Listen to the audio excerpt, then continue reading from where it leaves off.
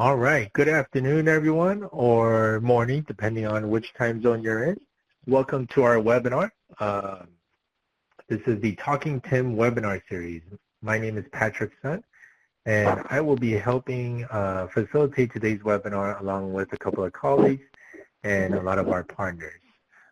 This webinar is sponsored by Federal Highway Administration and hosted by the National Operations Center of Excellence, NOCO.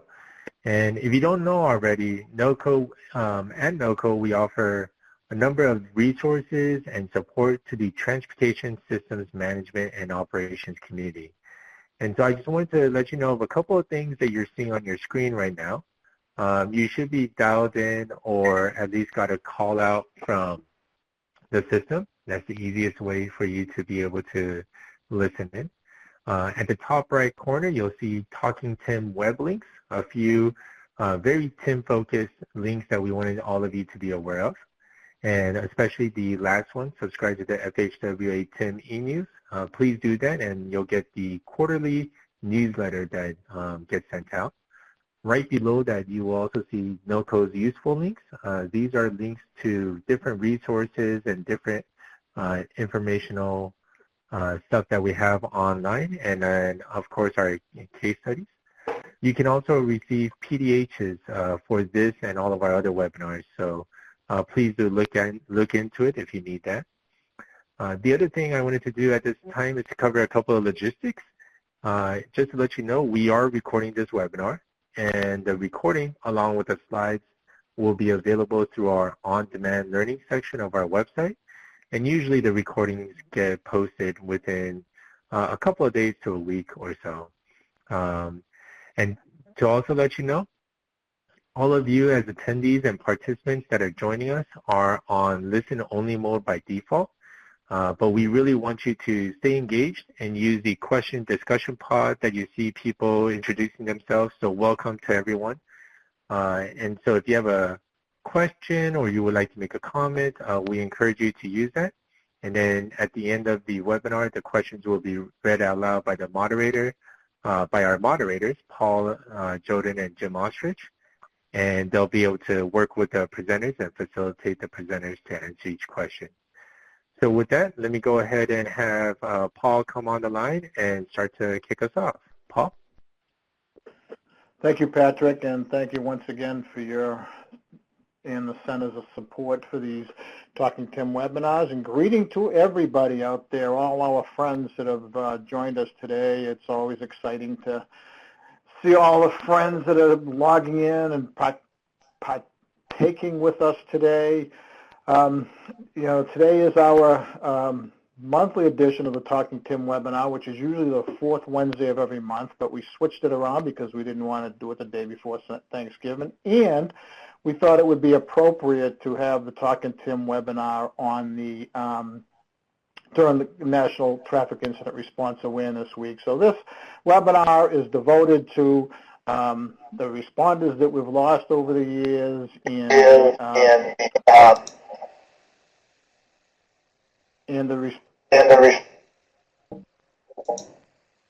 sorry about that, folks. I think I had two mics going at the same time.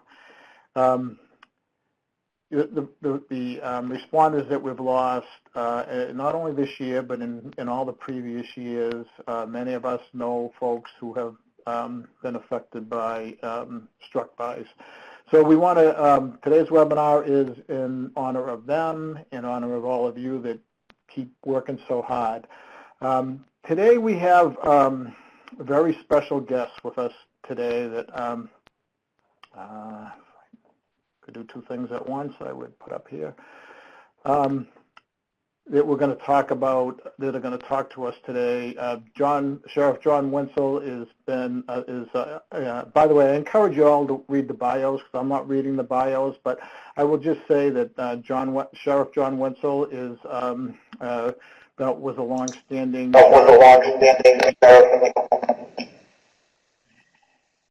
I'm getting bounced back, Patrick. I'm not sure why.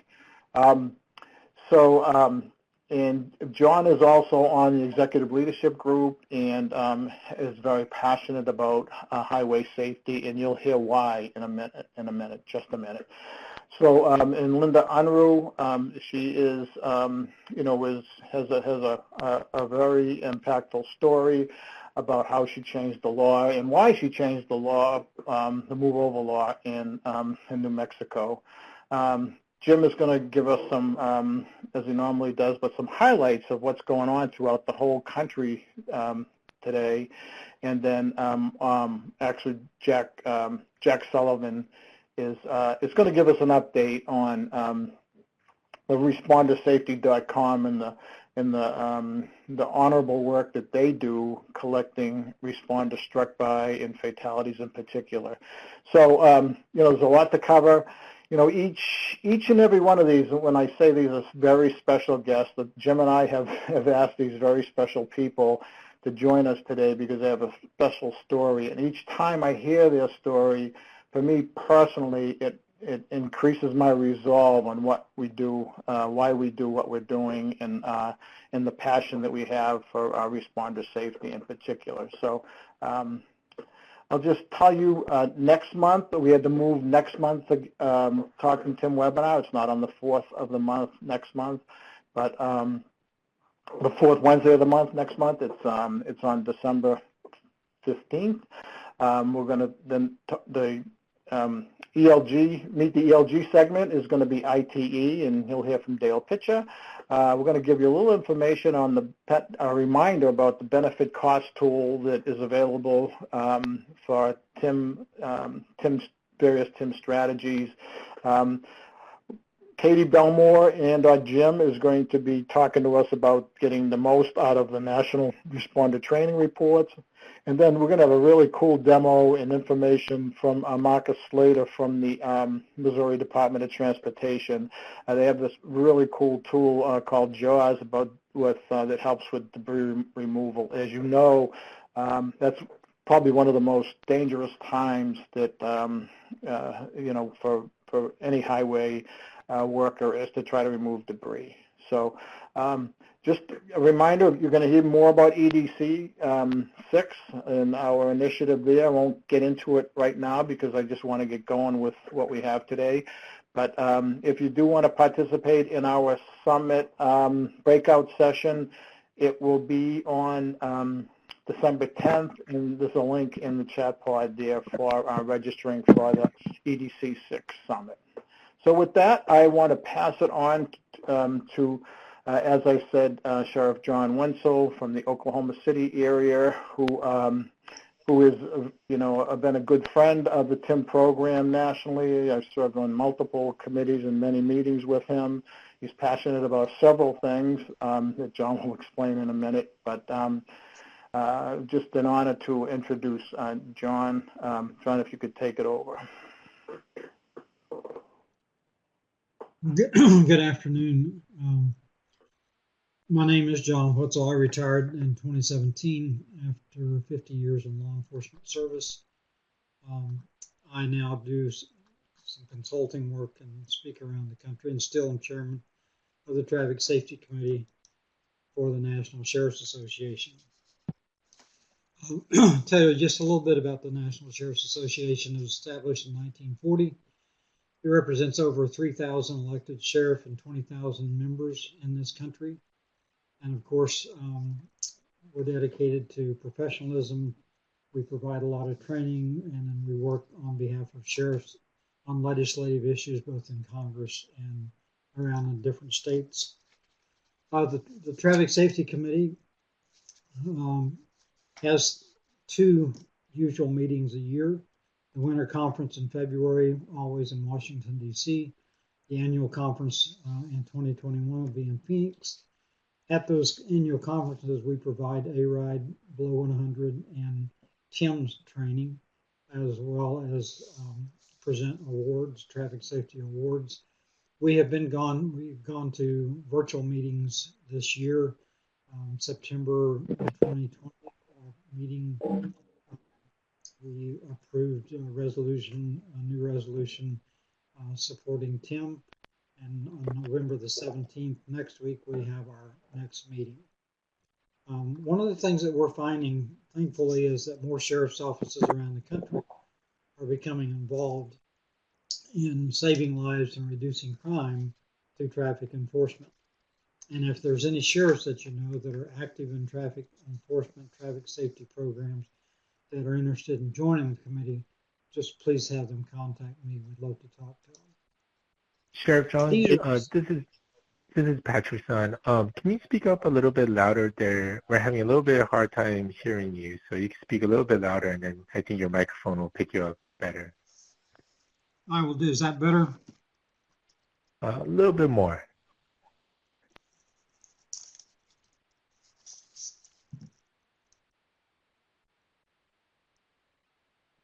Okay, let me try one other thing if I can have just a second here. Okay.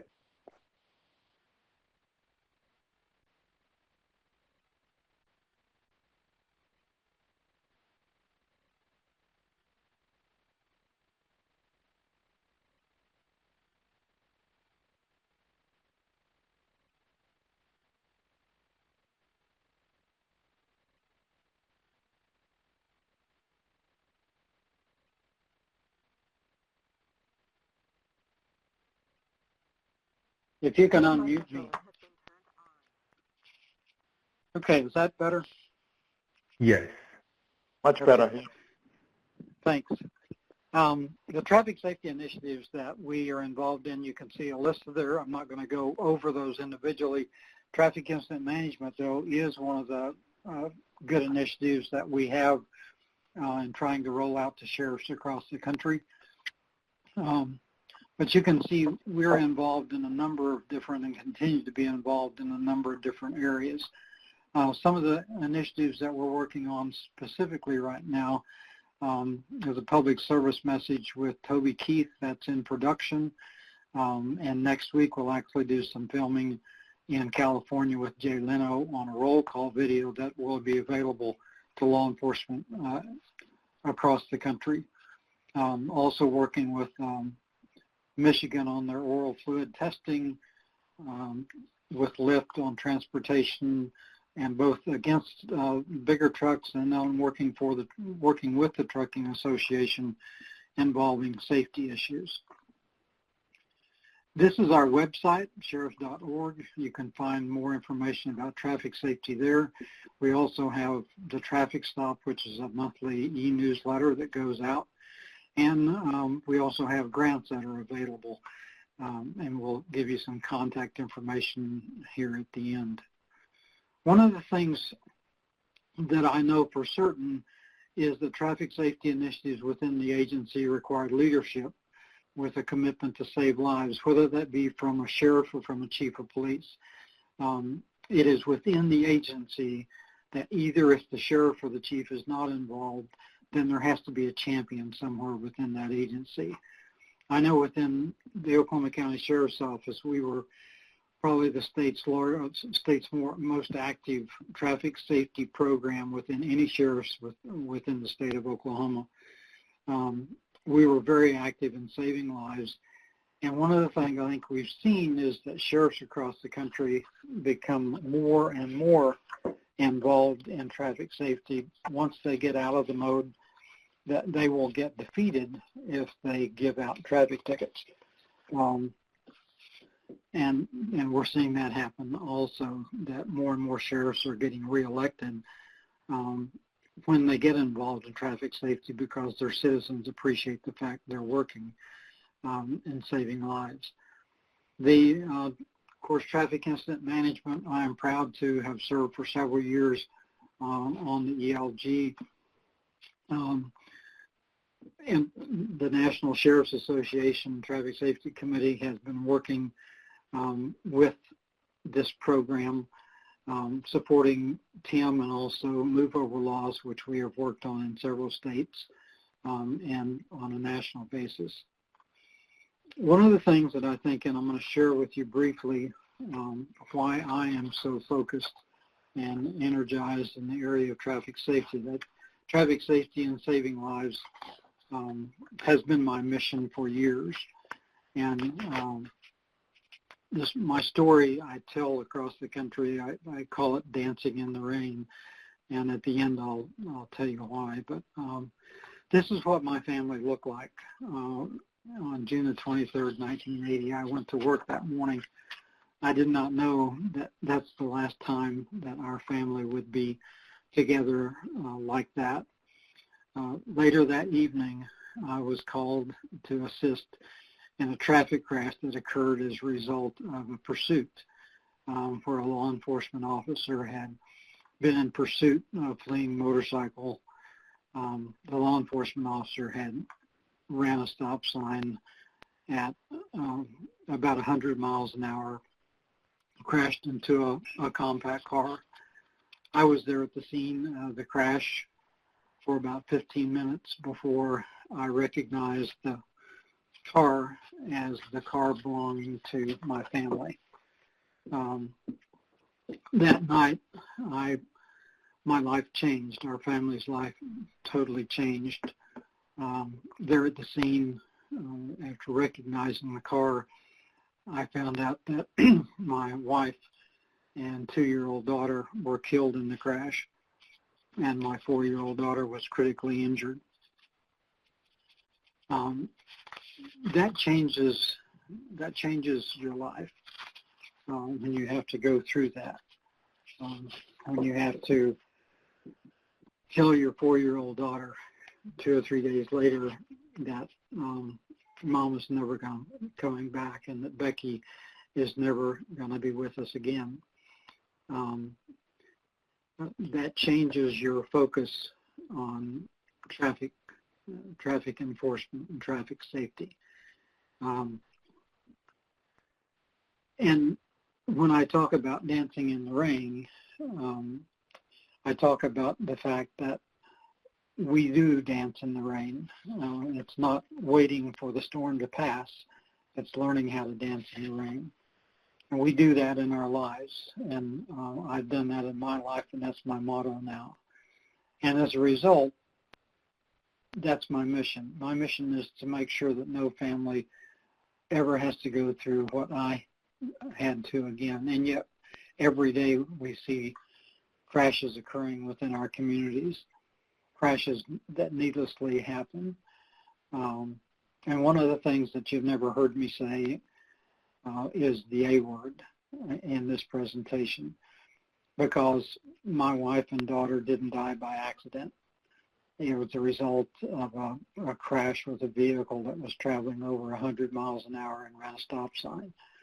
So if I would encourage you today to do something as we talk about traffic incident management, we talk about people needlessly dying on the road, is to change your vocabulary, to drop the A word, and to use the word crash. And with that, I would just like to say thank you. The job that people are doing right now is critical. The work that they do is important because it's saving lives. It's keeping one more family from having to bury a loved one. That's why your work is important. That's why the work this group does is so important. It's about saving lives. The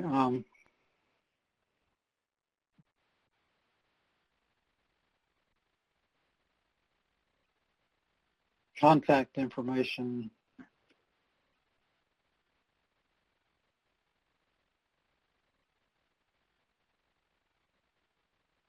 Are you still on? Yep, we're still doing. Having trouble, John? Okay. Yeah, I am. I lost everything on my screen. Now, the contact information, the slide is still there. Yep, it's up now, John. Okay. There's my contact information. Our staff liaison is Mike Sable, and Candace Hill is also the traffic safety project coordinator. Those three, you can make contact if you have further questions or if we can ever be of assistance. Thank you. John, thank you. Thank you for doing what you do and for participating with us today. And I apologize for making you, well, not making you, but for asking you to relive this story again. I know it must still be a painful experience for you, but I think it's important, and I think it's important why you know, we're all doing what we're doing. And I can just tell everyone on a lighter note that the sheriff has corrected me so many times for using that A word. So don't even be in a meeting with him and let him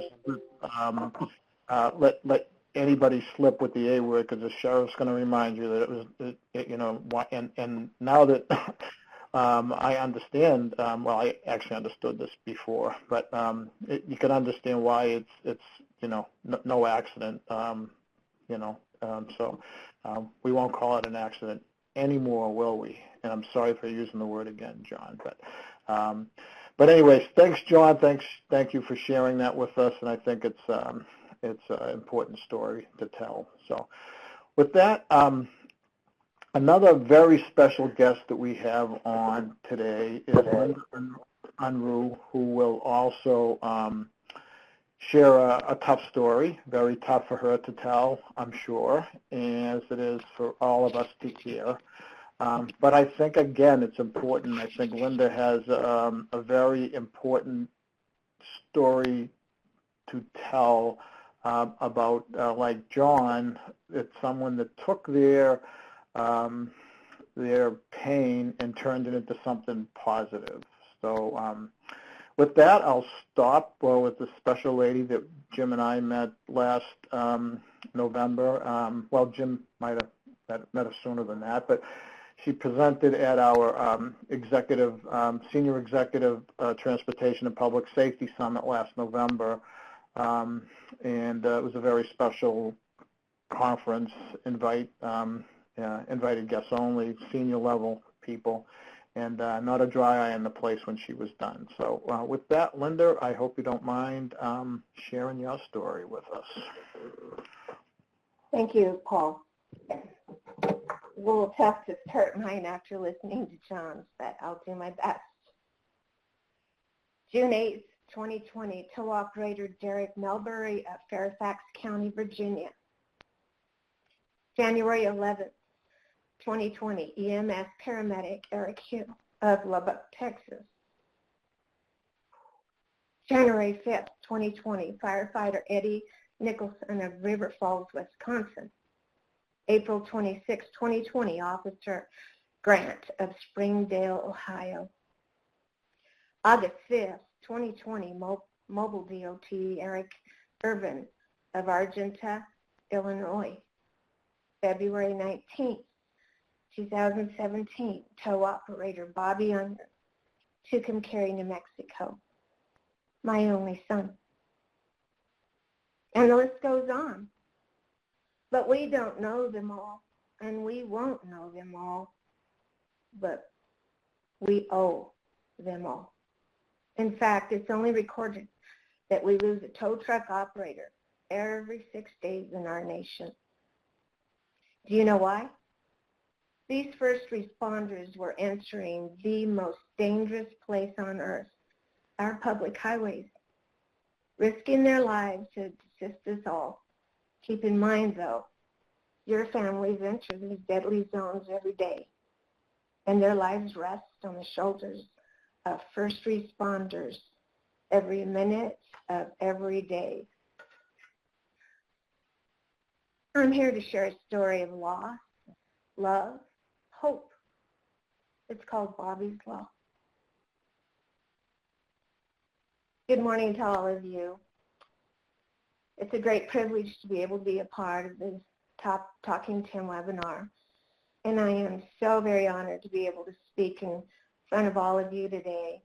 I would like to thank Jim Ostrich and Paul Joyden for including me in this training event. I also extend a special thank you to Cynthia Martineau, the Executive Director of TIRAW. I'm very blessed to have her support in making it possible for me to share my story with you all today. My name is Linda Unruh. I'm from Tucumcari, New Mexico.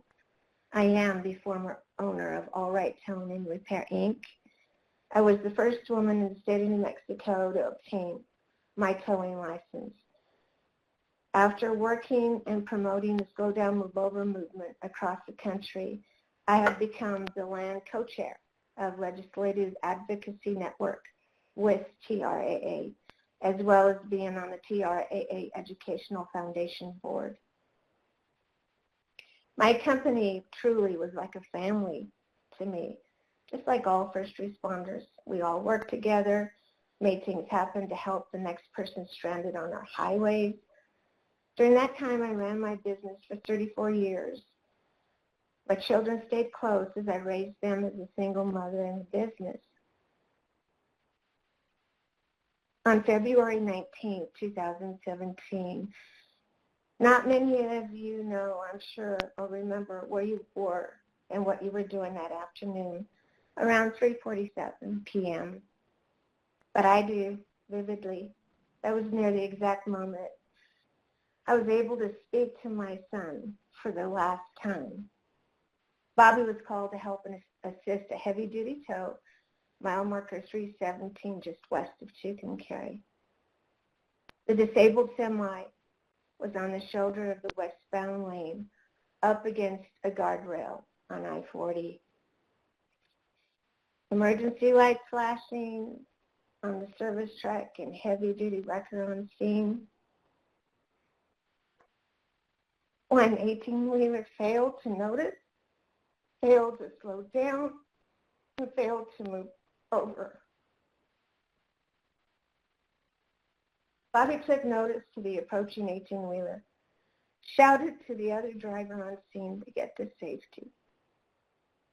The driver did not acknowledge Bobby's warnings for his safety, and then Bobby decided to make a conscious decision to come out of his safe haven, ran to the other driver, shoving him in the large toolbox of the tow truck and running to the front of the tow truck, thinking that he could make it. The 18-wheeler approached too quickly at speeds up to 84 miles per hour, hitting the toolbox door completely off the tow truck and taking the life of my son, Bobby, before he could make it to the front of the tow truck back to safety. The last conversation we had, and I was able to hear my son's voice. He had the most amazing energy, and he told me, "Mom, I got this. No one's going to get hurt on my watch. I promise you. I'll call you when I'm finished." Those were his last words. He saved the life of another brother that day, but I truly believe in my heart that Bobby didn't have to die. That was the last day we would ever see Bobby's infectious smile, the last day his 3 young children would feel his warm hugs, and it was the first day my grieving began. Bobby had been an employee of All Right Towing for several years prior to his accident, as well as growing up in the industry. Bobby had learned all the ins and outs of towing. He had become our company trainer, and safety was truly always a priority for him. Bobby was a single dad of 3, 1 daughter and 2 sons, all whom were very familiar with the tow life as well. Bobby took great pride in his knowledge of the towing industry, working for, I quote, "my mom with the pink tow trucks," as he would always say. He'd always hear the kindest compliments on how Bobby was someone's hero, just like most responders. I would say all responders. As he worked the white line to rescue families as a AAA certified tow operator and service technician. In 2017, just 2 days after my son's death, I spoke with my attorney, and he mentioned to me that the slow down, move over law for the state of New Mexico did not include tow truck operators as first responders. We were actually the last state in the nation to ever be protected. It was that moment my fight for first responders' lives had started with no turning back. We started petitioning Senate Bill 76 as Bobby's Law and started asking people from the community to show support of it, before we knew it, we had state representatives calling to help the cause. There was a point where the governor's office called me directly, asking me to please stop the people from calling in. They couldn't handle the call volume. It was so many people coming through. With only 12 hours remaining in the legislation session, and the governor still not signing Senate Bill 76, I was to the point where I don't have time. I don't have that much time left. At that point, we had help from not only the community, state representatives, but also people from all over the country calling in to show support. Just as time was running out, I had called the governor's office directly and spoke with Ms. Martinez. I had informed her that if she's not going to sign the Senate Bill 76, that I had already rallied over 300 plus tow trucks, as well as news media, local radio stations, to be at her doorstep of the governor's office the following morning, and I wasn't kidding. Just as that time was running out, the legislation session, just 19 days after Bobby had been killed, Governor Susana Martinez had informed that Senate Bill 76 was signed and it was approved. And I said to her, I don't believe it. You're going to have to show me something.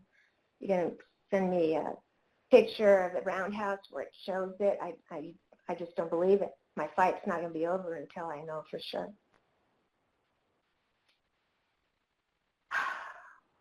That day, tow truck operators as first responders stating that any emergency vehicle with hazardous lights flashing is considered a first response vehicle, and the approaching traffic are to slow down and to move over. That was a big step. But again, I wasn't finished. The bill was still recognized as Senate Bill 76. However, as of January 24, 2018, the bill was carried through legislation by legislator Dennis Roche to be memorialized as being New Mexico House Joint Memorial Bill 7, Bobby's Law. The bill states the Slow Down, Move Over law will be named in Bobby's memory. And then 2 days later, January 26, 2018, New Mexico Senator Jim White carried the New Mexico House Joint Memorial Bill 7 through the Senate. The bill was signed, finalized that day as a double memorial bill.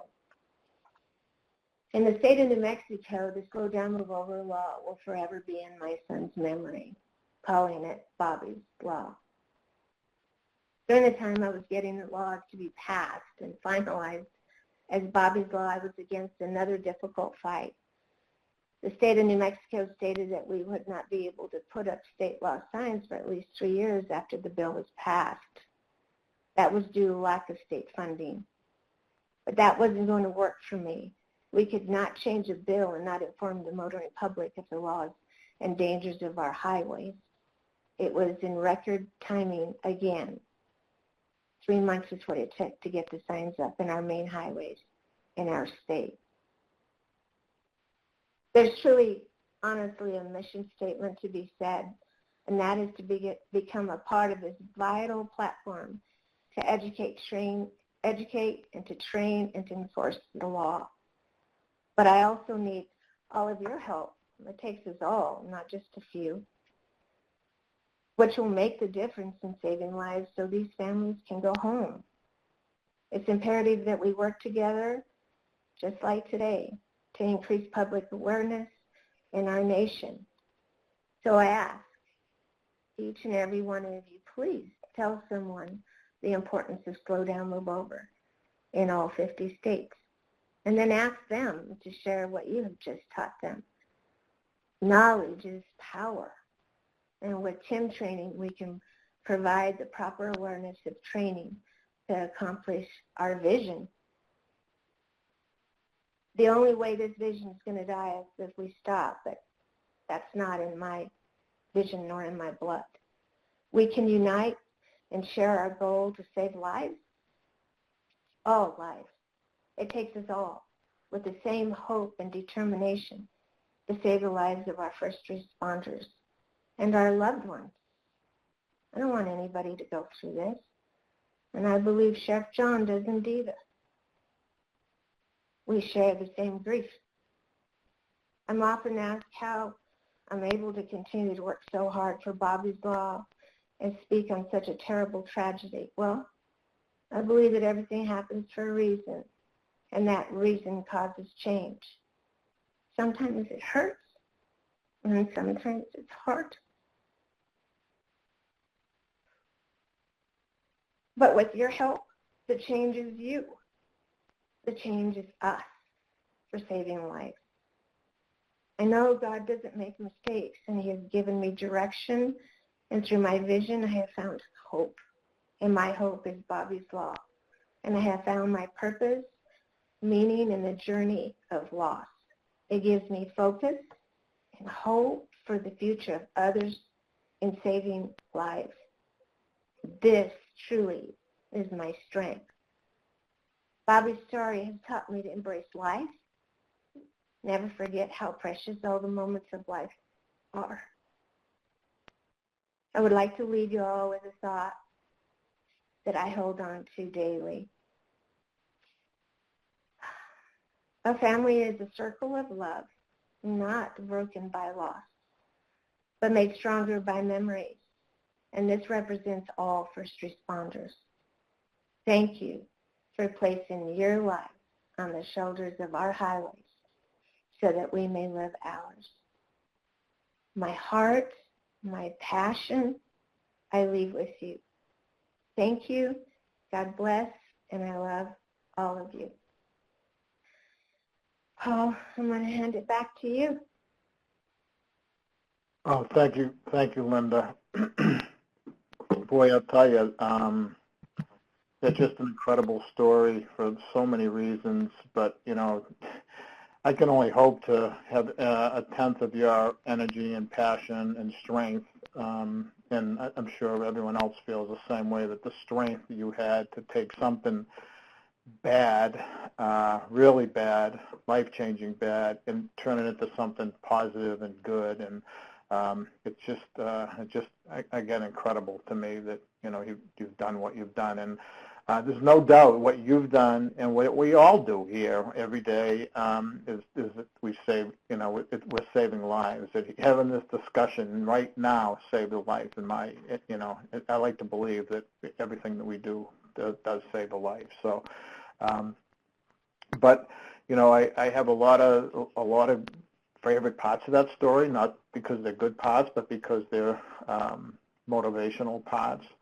But I guess the best story is that, the power of everyone, everyone getting together, gathering the forces, getting folks behind you, is truly something incredible that we all do all the time, but we probably can do more. And truly, and on a lighter note, my favorite part of the story is threatening the governor. So, if you guys could meet Linda, and she's a small but powerful lady, but not just small in her physical appearance, because she's big otherwise. Threatening the governor and say, look, you sign this tonight, and we're coming for you, in a number of different ways. We're going to be on your doorstep, and made it happen because of that. That's really incredible. Incredible part of the story, as far as I'm concerned, too, because not too many people can get to threaten the governor. So, in a good way. Like, what's that? John, what's his name? John a blank, that said, "Get in good trouble." And that's what you were doing. So, but anyways, thank you, Angela. Yeah, Angela. I'm seeing Angela type in here. Thank you, Linda, for, again, having to relive your story with us. But again, just as important as ever. So with that, I'm going to have to move on. The next, we're going to go to Jack Sullivan next. Jack is very passionate as well about responder safety and responder struck by, and one of the leading advocates for responder safety, if not the leading advocate for responder safety, and certainly the lead with responder struck by, the collection of data for responder struck by. Jim and I are doing what we can, and we're trying to do a better job at that from the national level, but Jack does it as a volunteer, and certainly does yeoman's work with what him and the Responder Safety Institute does. So with that, I'll stop talking and let a much better speaker take it from here, Mr. Jack Sullivan. Thank you, Paul. Can you hear me okay? Yes, sir, loud and clear. All right, good. It's appropriate that we have this webinar today during National Traffic Incident Response Awareness Week. And my story is a little bit different than Sheriff Wetzel and Linda's story, in that the family connection for me was for my fire service family back in 1998 when we had 10 of our personnel struck, killed one firefighter, and put the other 9 in the hospital. And that's how I unwillingly got involved with this particular subject and have been working on it for the last 22 years. And what we're going to do today is a quick review of some information that we've gathered as a result of a summit that we did in November of 2018, where we brought about 38 different professionals from around the country representing all the different disciplines to talk about what has worked well over the last 20 years plus when we talk about TIM initiatives and roadway incident safety. What could we maybe do a little bit better job on? And more important, what do we need to focus on in the coming years? And that's what I'm going to review. But I thought real quick we'd just do a quick summary of some of the fatalities that we've tracked over the last 2 years. So in 2019, we had 44 emergency responders who were struck by vehicles and killed while they were working on a roadway. The numbers that we collect at the respondersafety.com website includes a variety of different disciplines, all of the disciplines that you see listed here on the slide. And we've also started to track in the last few years emergency responders who are struck by vehicles when they stop to assist somebody on the side of the road but are considered off-duty, when they weren't actually dispatched to pick up a disabled vehicle or to help a citizen or to put out a fire or whatever the case may be. They just happened to witness an incident on the roadway and stop to help. And as I say many times, all of us on this call are probably hardwired to do that in our DNA anyway. We very rarely will pass by somebody that needs assistance or help without lending some kind of assistance or help. And we've started to see a trend of the number of off-duty personnel who are being struck and killed. So in 2019, we tracked 44 fatalities. 41 of those people were on duty and actually dispatched or responding to an incident. 3 of them were off-duty. There were 18 law enforcement officers that were struck and killed, 14 in the towing and recovery industry, 3 mobile mechanics, 9 in the fire and EMS community, and for the first time in a while in 2019, we did not record any fatalities involving safety service patrol operators. It's not to say we didn't have any struck-bys involving them, but we didn't have any fatalities involving struck-bys and safety service patrol operators. What were they doing at the time of those fatalities? 17 of the fatalities occurred at the scene of a disabled vehicle. That's primarily the towing and recovery industry. 12 of the incidents occurred at motor vehicle crash scenes. 6 involved law enforcement officers involved with traffic stops. Another 6 involved law enforcement activities of different types. It may be stopping to help a citizen. It may be an investigation of some sort, natural disaster activity, directing traffic, whatever the case may be. 2 of the fatalities occurred at fire scenes. and 1 EMT was killed during an EMS standby. When we break that down a little bit further, on the law enforcement side of the house, 17 of the fatalities were line-of-duty deaths, and 1 was an off-duty officer who stopped to assist a person with a disabled vehicle and subsequently was struck and killed. The law enforcement officers that were killed in 2019 accounted for 41% of all of the struck-by fatalities that we tracked. 11 of those officers were working at traffic stops or other law enforcement activity at the time. 5 of the officers were working at vehicle crash scenes, and 2 officers were dealing with disabled vehicles, just to give you an idea of the type of activity that they were doing at the time that they were struck and killed. When we talk about tow operators and mobile mechanics, 17 of them were on duty or responding to types of incidents where they were assisting civilians or citizens with disabled vehicles. 15 of them were dealing with disabled vehicles. 1 tow operator was helping the police department with a traffic stop. It was a DUI traffic stop and the car was going to be impounded. The tow operator was waiting for permission to load the vehicle when he was struck at that incident and killed. And 1 tow operator was struck and killed at the scene of a motor vehicle crash. Again, just to give you an idea of the type of activities that they were doing at the time. On the firefighter and EMT side of the house, we had 9 incidents. 7 of those fatalities were considered line of duty, and 2 were personnel who stopped to assist off duty. 6 of those fatalities occurred at motor vehicle crash scenes. 2 firefighters were struck and killed at firefighters, and 1 EMT was struck and killed at an EMS standby. When we look at 2020 to date, and I was afraid that this slide wouldn't hold out today, but we're fortunate it did. So far, we've seen 16 law enforcement officers struck and killed this year, 21 tow operators and mobile mechanics, 4 firefighters and EMS personnel, and 3 safety service patrol operators. And those categories that have the yellow asterisk at the end include off-duty incidents. So already we've matched a number of fatalities that are similar to the ones that we tracked in 2019. And obviously we have another month and a half to go yet for this year, so I think that doesn't get any bigger. We track these incidents and keep a record of them on our website. The URL for the website is there at the bottom.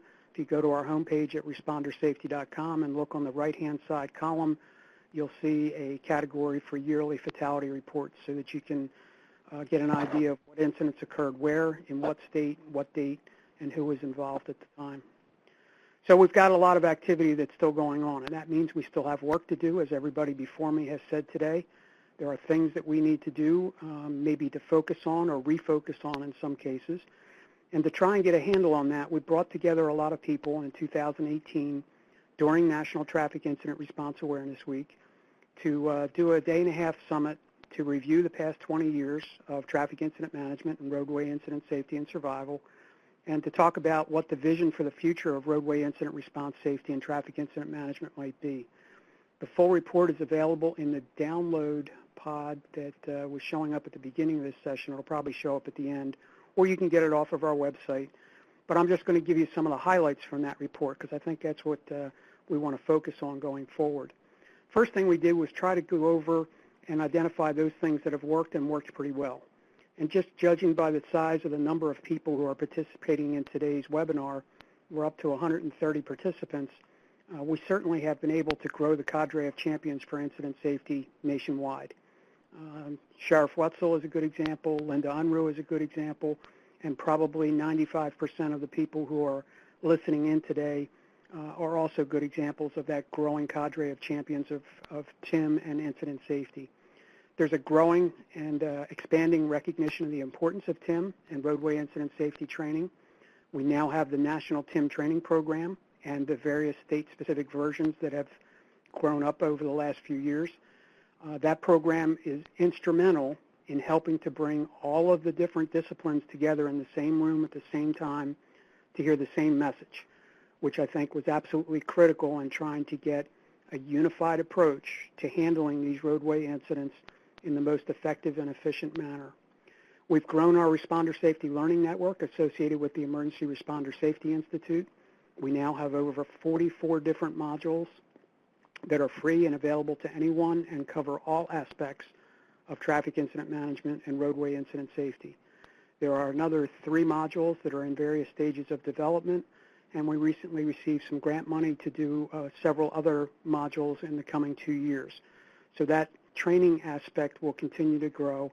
And meanwhile, states all over the country have developed their own programs and expanded on the National TIM Training Program by making state-specific additions and customization to address specific laws and specific situations that occur in each of the states, which is great.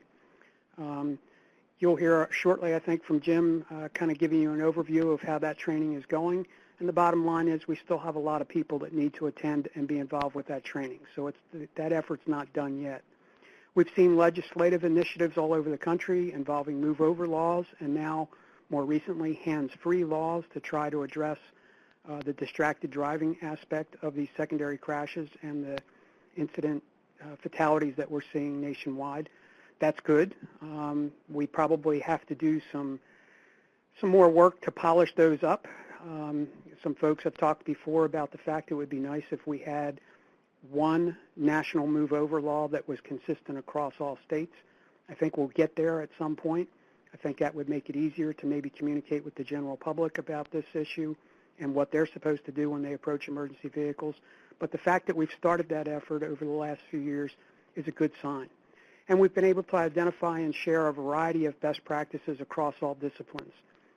What we can do to make an incident scene safer, whether it's the advanced warning aspect of it, warning lights, high visibility markings on our emergency vehicles, the way we map out a traffic incident management area, all of those things contribute to a safer environment. And the more we continue to identify and share those best practices, the better things will be. What have we been less successful with? Well, obviously one of the shortcomings we think is data collection. We need some sort of uniform reporting for struck-by and near-miss incidents across all agencies and disciplines. We have to find a way to modify human behavior. We talk constantly about D drivers, those drivers who are distracted, they're drunk, they're drowsy, and a variety of other Ds, and they're the ones that pop up most consistently as part of the causal factor of almost all of these struck-by fatalities. I don't know that we'll be able to make a dent in that issue in the very near future, but we need to have a more defined and formal approach to driver education, especially for new drivers, but we also have to work to change the behavior of existing drivers who literally are traveling down the highway at high speeds these days without even looking out the windshield. So a lot of the things that we've developed over the last 20 years to make a scene safer requires drivers approaching the scene to literally be looking out the windshield, paying attention, and reacting to the visual cues that they see from advanced warning signs, from cones, from flares, from flashing lights on our emergency vehicles, et cetera, et cetera. The problem is we've got an awful lot of drivers who are traveling down the highway at high speed without looking out the windshield, so they're not seeing any of those visual cues at this point. And then we have to improve, expand, and enhance the enforcement of those existing traffic laws that are out there. We've got move-over laws around the country, but they aren't necessarily consistently enforced uniformly across the board. Hands-free laws, speed limits, and things like that. The law enforcement community is having trouble because of the lack of staff and workloads that they have to deal with. It's very rare that you see police officers sitting on the side of the road enforcing motorists' driving laws and things like that because they're busy doing other things with the limited staff that they have. We need to work on that issue because there's an awful lot of existing traffic laws that aren't necessarily being enforced at the level that we wish they were. What's important for the TIM and roadway incident safety effort going forward? Well, the number one thing that came out of a day and a half worth of collaboration and discussion was data. We need better collection of data, which would then help us with research and analysis of the contributing causes of those incidents and perhaps identify those best practices which are most effective, share that information, and add it to the arsenal of materials that we've developed over the years to help make these incident scenes safer. The second item that was identified was we need to continue and expand the training and education not only for the emergency responders, but also for the civilian drivers that we're dealing with when we're out at roadway incidents. And the third thing was, obviously, we're going to need help with funding to accomplish number one and number two that were identified as the two most important things over the next 5 to 10 years. I don't know where that's all going to come from, but that's the goals that we identified as we discussed this subject at length. So when we talk about what data is needed, we need an accurate annual report of all struck by vehicle incidents involving responders at incident scenes, and if we can do near misses too, I think that would help a lot. There's an awful lot of activity that's happening out there on the roads these days that we don't necessarily know about. We're doing the best we can to collect information on these struck by incidents, but I am absolutely positively sure that there are many incidents that are occurring that we just don't get notification of or don't hear about. And even on the ones that we do hear about, very often we're relying on the news media for information, which we all know are notoriously inaccurate sometimes in the details that they report on some of these incidents. So we need accurate information when we are looking at these incidents and looking at the reports from them. We need to track the number of incident responders that are struck and killed or injured. Remember, the numbers that I gave you at the beginning of the program were simply those that have been struck and killed. There are literally hundreds of others that have been struck and injured, or that their emergency vehicle has been struck, and some of those injuries are dramatic and life-changing, like amputations and traumatic brain injuries. We have no handle whatsoever on the overall cost of those injuries or the damage to emergency vehicles or the cost involved to the families who have suffered the loss of a loved one or multiple loved ones in some cases. Property damage for emergency vehicles, we need to remind folks that some of the more elaborate tow trucks and fire trucks that are out on the street today are worth $500,000 or more. There are many fire department ladder trucks that exceed $1 million new these days, and very few of these apparatus are insured for replacement cost value. So the typical fire engine or fire truck these days is built to last at least 10 to 15 years. Many last longer than that, but in that 10 to 15 years, the price of these units increases dramatically, and if one is damaged or totaled at a struck-by incident, there are very few agencies that will ever recoup the actual replacement cost of that vehicle. So there's an impact to emergency services folks nationwide when it comes to the damage that's being done to these vehicles. We need to get a handle on the total cost involved there. And then, of course, we're hoping that we'll get enough details to help us analyze the causal factors and why these incidents are occurring. I can't tell you how many times we've talked about it would be great to be able to interview a driver who ran into a traffic incident scene of some sort and ask them and get an honest answer about what they were actually doing in the moments leading up to that incident. I don't know if we'll ever be able to accomplish that, but think about the amount of information that we could learn if we could get an honest answer from those individuals who have actually driven into incident scenes. Why did they do it? What were they doing? What didn't they see? What didn't they understand? What could we do different to prevent them from doing it again? When we talk about training, we need to continue to expand the basic TIM training that's out there. We need to remember there's new people coming into these industries and disciplines every day. We need to make sure that they get those people trained. We also need to make sure that the people who are already on staff and have been for years get the training. We know that there's about 500,000 responders who have been through the TIM training, but we also know that there's a lot more that haven't been through it yet. So we need to continue to work on that.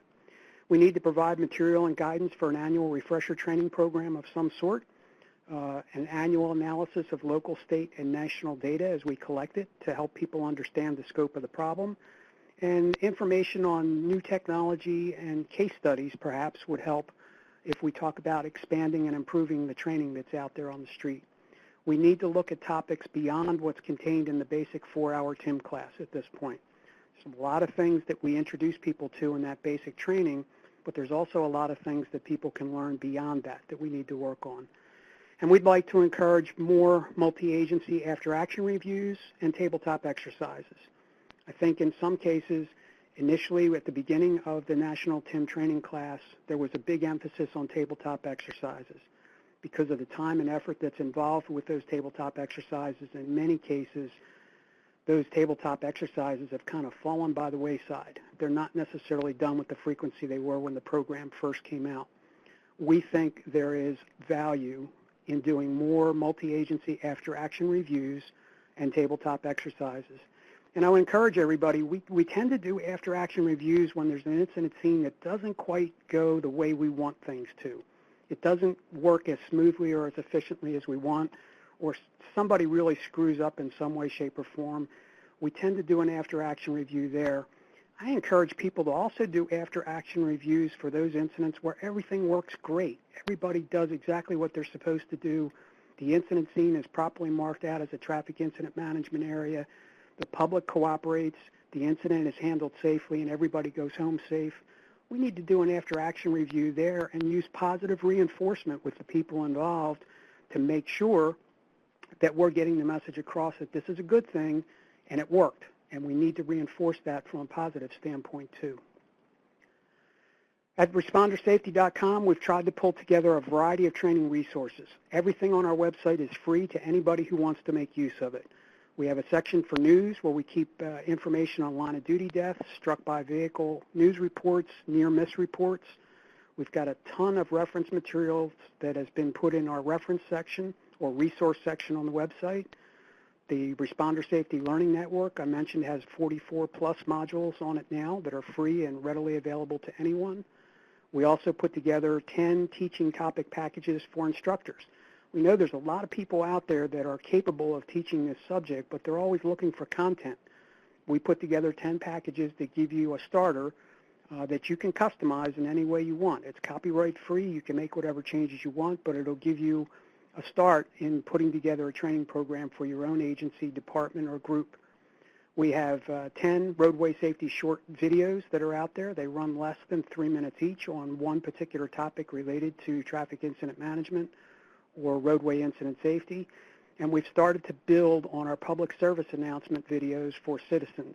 We need to get across to drivers what they can do to help protect us at incident scenes. And that's part of why we're starting to put more emphasis on the PSAs that we're making available to everyone also.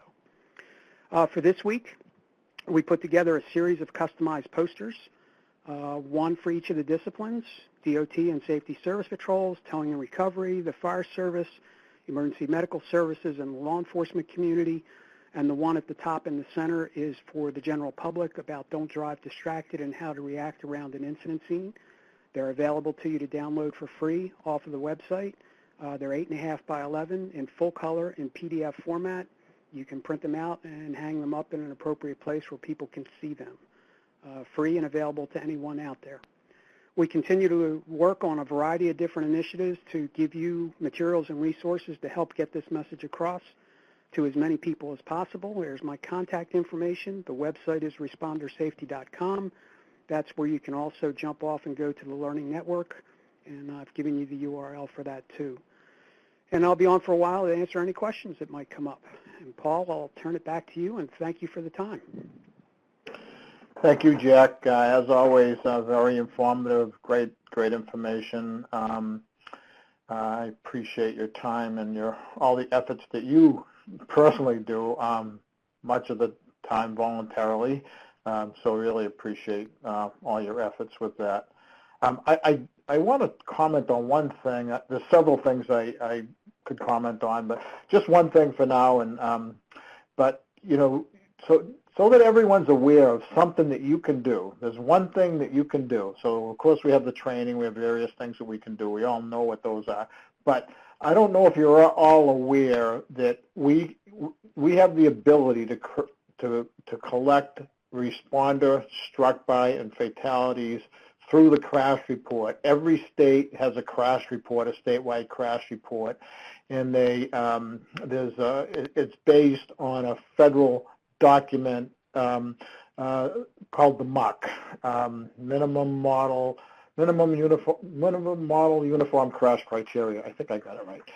So if everyone pushed that in your state, only a few states are collecting it now, and it does take a few years. So you have to really, bird dog it quite a bit. But there's an opportunity to increase the numbers, to enhance what Jack does, and Jack can't keep doing this forever. We need a more formalized process. So if you each pushed it in your state, in your sphere of influence, we can increase the formal collection of that data that is so important. So with that, I'll no less passionate and a leader in the same category of the three people that you heard from today is actually my partner at Federal Highway, Mr. Jim Ostrich, and he provides tremendous leadership that you guys only know partly about, but I won't go on from there. But Jim is a great advocate for responder safety, and you'll hear a little bit more from him about what happened, what's going on in our world and throughout the country. Jim? Excuse me. Thanks, Paul, and thank you, everyone, for joining us today. I see there's 127 Champions leaders on with us today. Want to reiterate some of the comments as well that Paul's made, and really why we do what we do. But starting with Sheriff Wetzel's very passionate and very important story regarding his family, his loss, and of course Linda with her son Bobby. Why we do this thing called traffic incident management, and the fact that we have so much more really to do. And sorry for being a broken record. I'm only showing the one national snapshot slide here of the responder training. I have to congratulate everyone because we're just 3,547 responders short of the 500,000 mark. But as Paul and I and others will tell you, there's about 15 or 20% of the data or statistics for responders trained that isn't reported, unfortunately. But regardless, we're right there. And Katie Belmore, our champion through the Battelle HNTB contract that captures all the data and shares the statistics and supports the Train the Trainers and so many other initiatives for Paul and myself and Joe Tebow. We're very grateful. I want to point out here something. We're shy, but still the web-based training in particular, that 88,424 total doubled from a year ago. Last December to this December here coming up, it doubled. That's a great thing, but as Jack said, and I believe Paul mentioned as well, we have a long way to go here, folks. And you might think it's, we've gone far enough. Well, we really haven't. I get down into the micro level.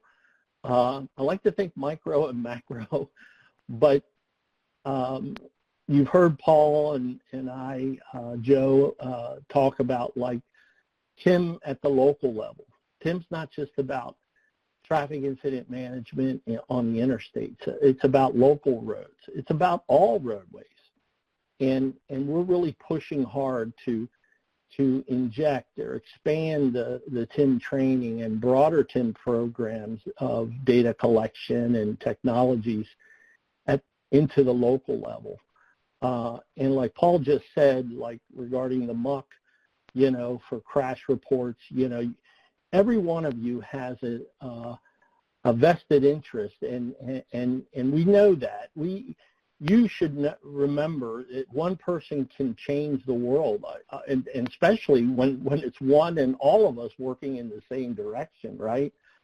So we must continue on, and we must work hard to increase these numbers, train online through the Responder Safety Training Network, as well as through the National Highway Institute. Something I want to share very, very quickly is that as we speak, the state of Texas is conducting their second virtual Train the Trainer. And we're so excited about that. Some of you may have heard recently, us mention this, but Train the Trainer can also be done virtually, and Texas is doing a day-and-a-half event, not just a one-day event with their Train the Trainer. They've admitted, it's a virtual platform. They've admitted or registered up to 30, and I think they're right at the 30 number. And that's going on as we speak. Today's day one, and then tomorrow half a day. So something for you to think about. Our office is going to look into launching support for a virtual Train the Trainer. So stay tuned for that in the coming months.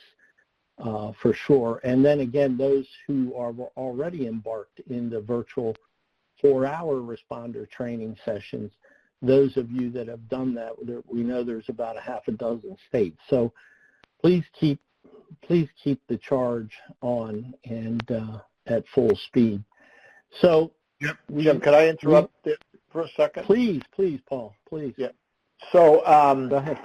Back to that slide, that number is over 500,000. I'm sure of it. I'm 100%, 100%, 1,000% sure that number is well over 500,000. We know there are training that we don't get reported to us. So I just want to re-emphasize to everybody that we really can use the numbers. So make sure if you're aware of a training or if you conduct a training that we get those numbers, because we put those numbers to good use. Believe me, we do, and it really helps us tremendously. So just wanted to put that reminder out there, Jim. Sorry. Yes, and that's a great point, Paul. And I'll add to that those of you that are aware, you have public safety academies, whether EMS, fire, rescue, or law enforcement academies that have adopted the training. For example, a lot of times the statistics for those new recruits at the academy level have not been reported.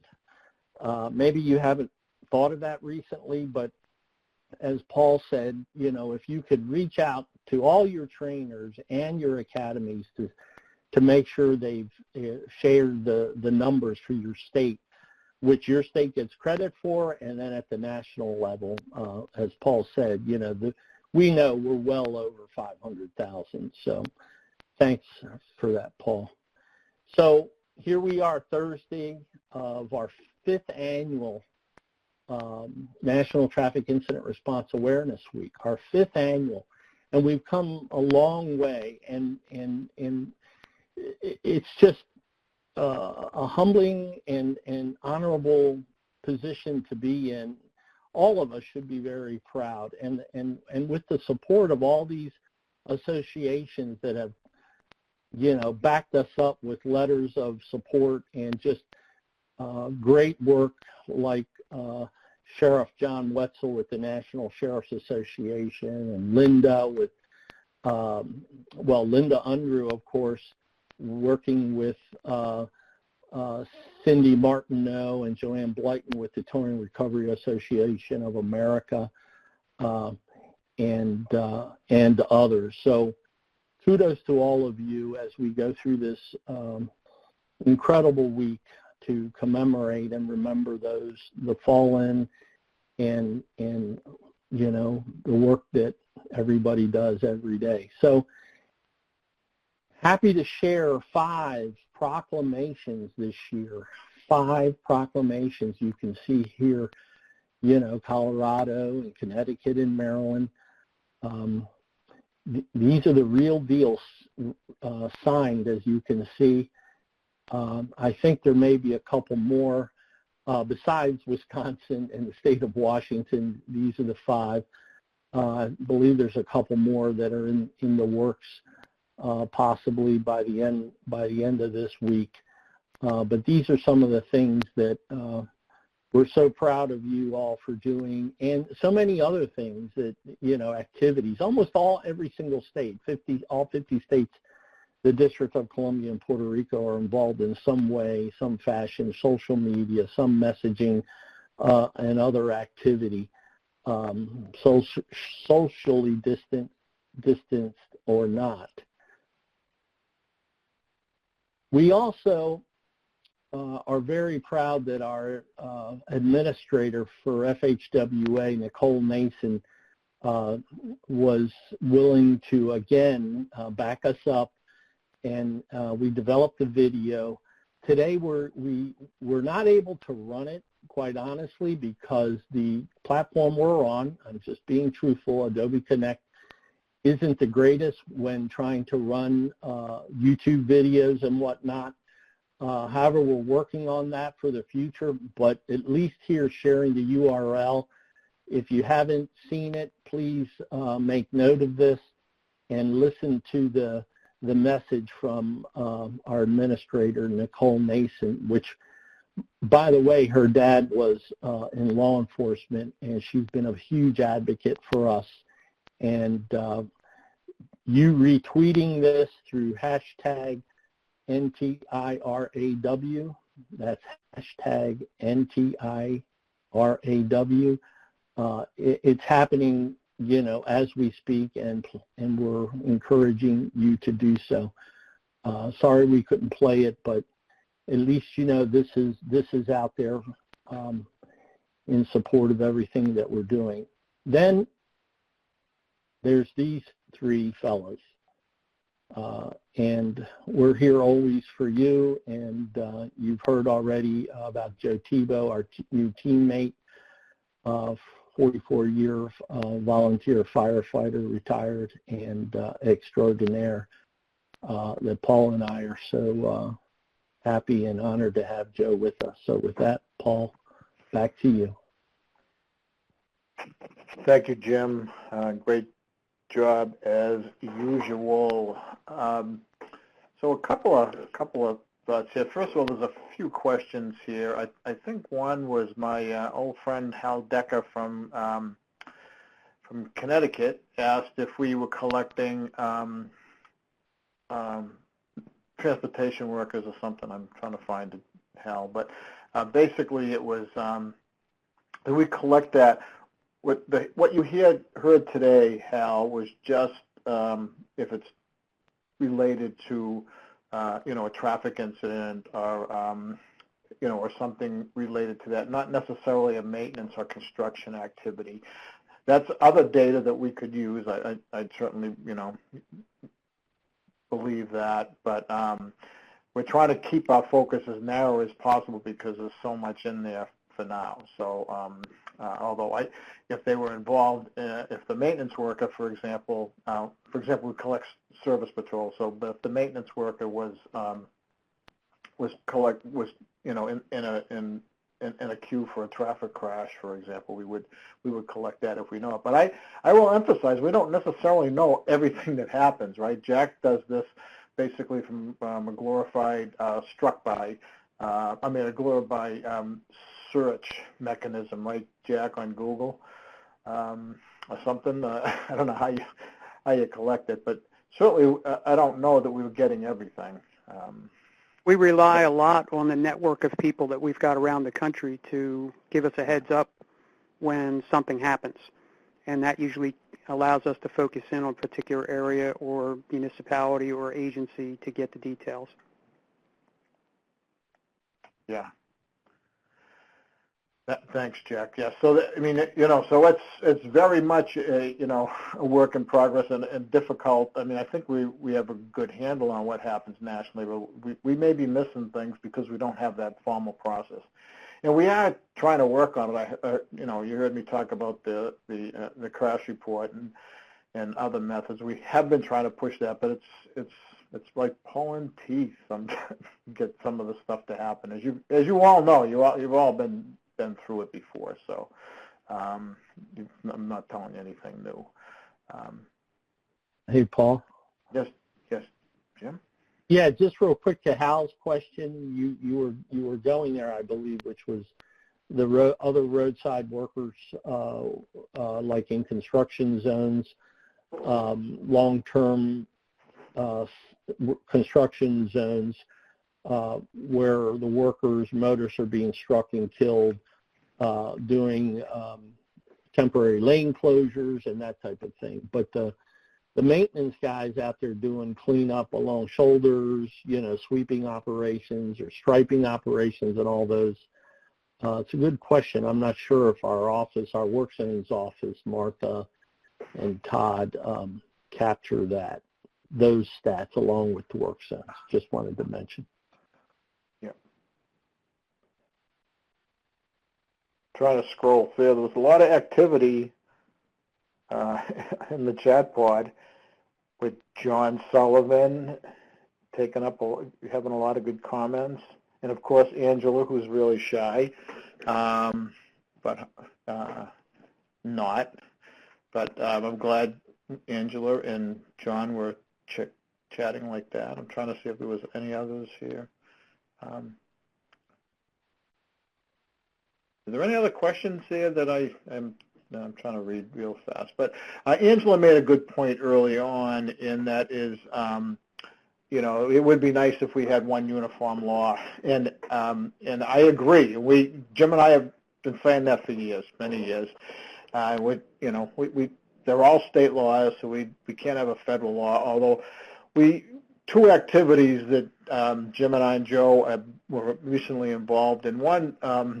Congress asked the Government Accounting Office to investigate move-over laws because of it was the delegation from Illinois, and it was because there was so many struck-bys. State troopers, I think 3 state troopers were killed in 2019, and they had like 30 vehicles or something destroyed because of struck-bys, and they asked the Government Accounting Office to investigate move-over laws. What's the government doing about move-over laws and responder safety? Mostly about the move-over laws. And so that usually when a government agency hears that the Government Accounting Office wants to talk to us, it's everyone gets nervous, and certainly our folks did that. Oh my God, they're investigating us. And but Jim and I thought it was a good thing, and our boss, Mark Curley, because we'd love to talk to you about move over, and about one of the things in particular was a uniform law, and also we're doing some I don't know if it's related to that or not. We're not sure, but we just kicked off a research project on the efficacy of, I'm not saying that word right, of move-over laws. And one of the things I think that can come out of that study, that research, we got a fair amount of money through an interagency agreement with NTIRAW that's going to look at that, and I think one of the recommendations that's clear to come out of that is a uniform national law on move over.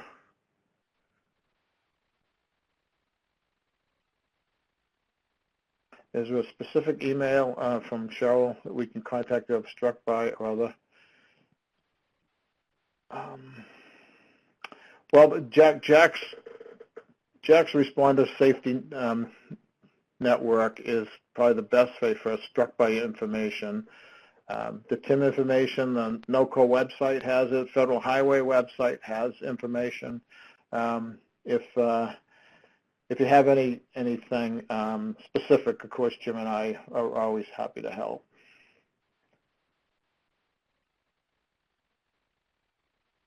Anything else? Oh, yeah. So Patrick's son has put in the chat pod, and if you can go look at our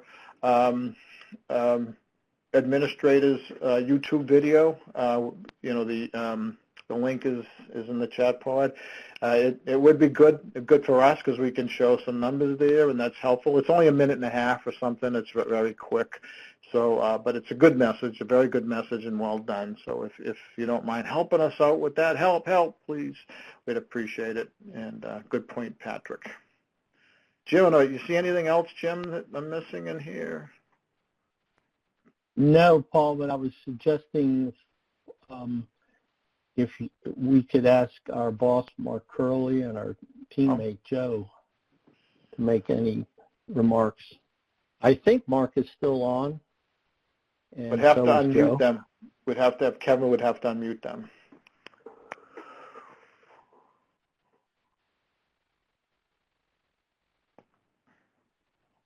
Is that star pound, Kevin? Kevin, Mark Curley, and Joe Tebow, if that's possible. Katie Belmore has in here. She's listening with one ear to the trainer in Texas, and she said they're doing a great job. She's been listening in, so that's good information. Jim and I are going to be looking at that, about how we can maybe facilitate some, at least one, maybe more, train the trainers remotely, some of our funds. I think Mark's on now, Paul. Mark, you there, Mark?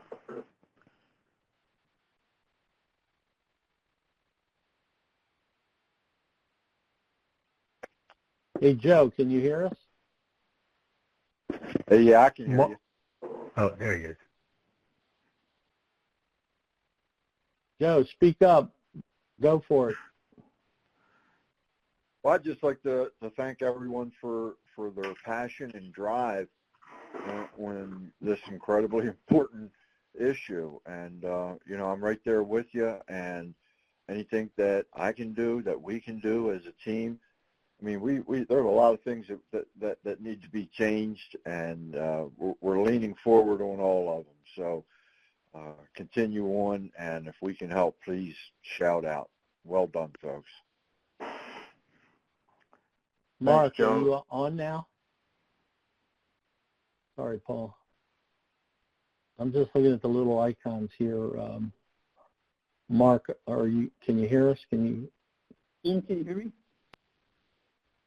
If you could speak up a little, Mark, we can hear you.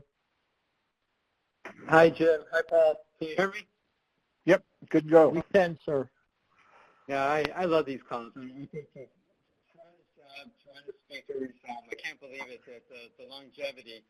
From month to month, it just gets better and better. So I really applaud the whole community, because it's just top-notch presentations every time. I really enjoy just the richness, and I've seen some of these folks speak before, but it seems like every time I pick up something new, I hear a new aspect, I hear something new that they're trying, and really it's it's really really fun.